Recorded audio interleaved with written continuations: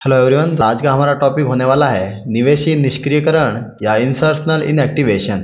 बहुत ही अच्छा टॉपिक है। तो देखिए, इंसर्शनल इनएक्टिवेशन या निवेशी निष्क्रियकरण, तो सीधी सीधी अगर हम इसकी परिभाषा की बात करें तो देखिए, निवेशी यानी किसी भी चीज़ को इंसर्ट करना, निवेश करना, और निष्क्रियकरण तो एक जीन के निवेश करने पर दूसरी जीन है वो निष्क्रिय हो जाती है या इनएक्टिवेट हो जाती है। इसी को बोलते हैं निवेशी निष्क्रियकरण। इसके बारे में बात कर लेते हैं।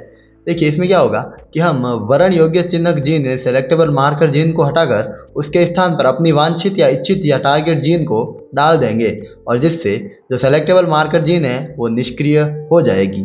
इसे ही हम निवेशी निष्क्रियकरण कहते हैं। और इसके लिए हम एक प्रयोग करने वाले हैं जिसमें हम वेक्टर के रूप में PBr322 को लेंगे और इसमें हमारी विजातीय या वांछित जीन को डाल देंगे, और जो प्रतिबंधन एंजाइम है, रेस्ट्रिक्शन एंजाइम, उसमें हम BAM-H1 को लेंगे और यह PBr322 के टेट आर को काट देता है, और एक जीन का निवेश करने पर जो है टेट आर है वो निष्क्रिय हो जाएगी। इसे ही हम कहते हैं निवेशी निष्क्रियकरण। तो देखिए, इसके लिए हम अलग अलग केस पढ़ेंगे। तो फर्स्ट केस है अपना। देखिए, फर्स्ट केस में क्या होता है कि कुछ जीवाणु है उनमें रूपांतरण ही नहीं होगा, कुछ जीवाणु कोशिकाओं में रूपांतरण ही नहीं होगा, अर्थात पुनर्योजित DNA नहीं बनेगा, क्योंकि BAM-H1 है वो DNA को काट ही नहीं पाएगा। फर्स्ट केस हमने ऐसा माना है, हम जस्ट एक अज्यूम कर रहे हैं कि फर्स्ट केस में जो BAM-H1 है वो हमारे DNA को, वाहक DNA को काट ही नहीं पाएगा। ओके, फिर नेक्स्ट केस में BAM-H1 है वो एंजाइम वाहक को काटेगा, लेकिन किसी कारणवश जो विजातीय DNA है वो जुड़ने से पहले ही जो वाहक DNA है वो वापस जुड़ जाएगा, यानी कि केवल रूपांतरण होगा लेकिन पुनर्योजित DNA नहीं बनेगा। ध्यान दीजिए, इसमें BAM-H1 काटेगा लेकिन जो है विजातीय DNA जुड़ने से पहले ही वाहक DNA है वो वापस से जुड़ जाएगा। इसमें केवल रूपांतरण होगा, ट्रांसलेशन होगा, लेकिन रिकॉम्बिनेंट या पुनर्योजित DNA नहीं बनेगा। लेकिन बात करें अगर हम केस थर्ड की, इसमें देखिए रूपांतरण होगा, पुनर्योजित DNA ही बनेगा, क्योंकि BAM-H1 है वाहक को काटेगी भी और टेट आर जीन के स्थान पर अपनी जो टारगेट जीन है वो जुड़ेगी भी। तो इसमें जो है रूपांतरण भी होगा और पुनर्योजित DNA भी बनेगा, और एंड में ये जो जीवाणु है वो एम्पिसिलिन के लिए तो प्रतिरोधी रहेगा, लेकिन टेट्रासाइक्लिन जीन के लिए क्या हो जाएगा, संवेदी, यानी कि सेंसिटिव हो जाएगा टेट आर के लिए, और एम्पिसिलिन के लिए ये रेजिस्टेंट या प्रतिरोधी ही रहेगा। तो देखिए, इसके जो तीन केस है, फर्स्ट केस में रूपांतरण नहीं हुआ क्योंकि BAM-H1 है वो काट नहीं पाया। सेकंड केस में BAM-H1 ने काटा लेकिन रूपांतरण हुआ, लेकिन पुनर्योजित नहीं बना क्योंकि वो खुद से वापस जुड़ गया। और थर्ड केस में BAM-H1 ने काटा भी और अपनी जो टारगेट जीन है वो वाहक DNA के साथ में जुड़ी भी, यानी कि इसमें रूपांतरण भी हुआ और पुनर्योजित भी बना। तो बात करें अगर हम इन तीनों जो है बैक्टीरियाज की, तो देखिए एंड में जब थर्ड केस हमने बात करी तो यह जो है एम्पिसिलिन के लिए तो प्रतिरोधी रहेगा, लेकिन टेट्रासाइक्लिन के लिए संवेदी हो जाएगा। यह जीवाणु एम्पिसिलिन के लिए तो प्रतिरोधी रहेगा लेकिन टेट्रासाइक्लिन के लिए संवेदी हो जाएगा।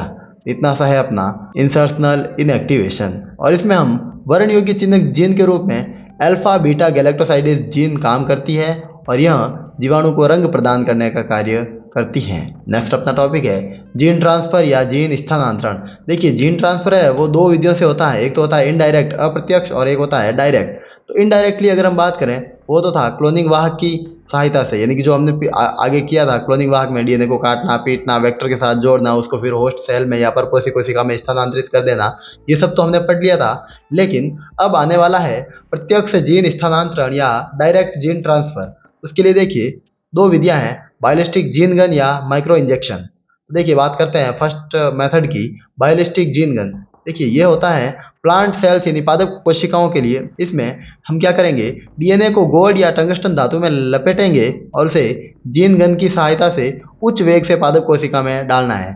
कुछ नहीं करना अपने को, DNA को हम गोल्ड या टंगस्टन मेटल में लपेट कर उसको जीन गन लेंगे और उसकी हेल्प से उच्च वेग से, हाई वेलोसिटी से प्लांट सेल में इंसर्ट कर देंगे, डाल देंगे।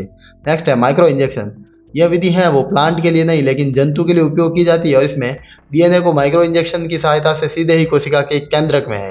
याद रखिएगा, प्लांट सेल या जो जीन गन थी प्लांट सेल के लिए, वो धातु में लपेटा और जीन गन की सहायता से कोशिका में डाल दिया, लेकिन जो माइक्रो इंजेक्शन है उससे हम DNA को सीधे ही कोशिका के केंद्रक में स्थानांतरित करते हैं। नेक्स्ट अपना टॉपिक है परपोषी कोशिका को सक्षम बनाना। अब जो परपोषी सेल्स होती है उसको हम सक्षम किस प्रकार से बना सकते हैं, तो देखिए डीएनए एक ध्रुवीय अणु है जबकि कोशिका झिल्ली है वो अध्रुवीय होती है।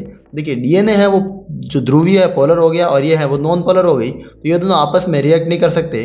तो हमें क्या करना पड़ता है, तो अधिकांश जीवाणु कोशिकाएं हैं वो डीएनए को अपने अंदर लेने में अक्षम होती है, तो इसलिए हमें जीवाणु कोशिका को सक्षम बनाना पड़ेगा। तो जीवाणु कोशिका को डीएनए के लिए सक्षम बनाने के लिए उनका रासायनिक उपचार करेंगे। तो देखिए रासायनिक उपचार किस प्रकार से किया जाता है, इसमें थोड़ा ध्यान दीजिएगा।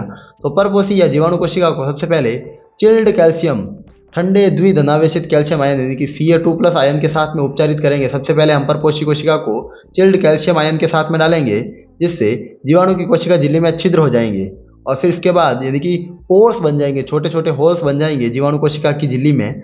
इसके बाद जीवाणु में डीएनए को प्रवेश होने में हेल्प मिलेगी और डीएनए तथा परपोषी को थोड़े समय के लिए 42 डिग्री 42 डिग्री तापमान पर गर्म किया जाता है और अगले चरण में वापस इसे बर्फ पर रखेंगे। देखिए पहले हमने इसको चिल्ड कैल्शियम यानी कि ठंडा किया, फिर इसको 42 डिग्री पर गर्म किया और लास्ट में वापस इसे बर्फ पर रखा जिससे पुनर्योजित डीएनए जीवाणु में प्रवेश कर जाता है। तो देखिए सबसे पहले जीवाणु कोशिका को चिल्ड कैल्शियम आयन में रखा जिससे हमने ठंडा किया, फिर उसे 42 डिग्री सेल्सियस पर गर्म किया और एंड में वापस उसे बर्फ पर रखकर ठंडा किया जिससे जीवाणु है जो पुनर्योजित डीएनए है वो अपने जीवाणु कोशिका में प्रवेश कर जाएगा।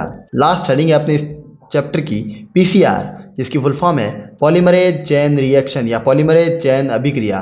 देखिए तो छोटा 1 नंबर का सवाल बन सकता है कि पीसीआर की खोज किसने करी थी, तो अपने को याद रखना है पीसीआर की खोज कैरी मुलिस ने की थी और पीसीआर की सहायता से डीएनए का संवर्धन होता है यानी कि एम्प्लीफिकेशन ऑफ डीएनए।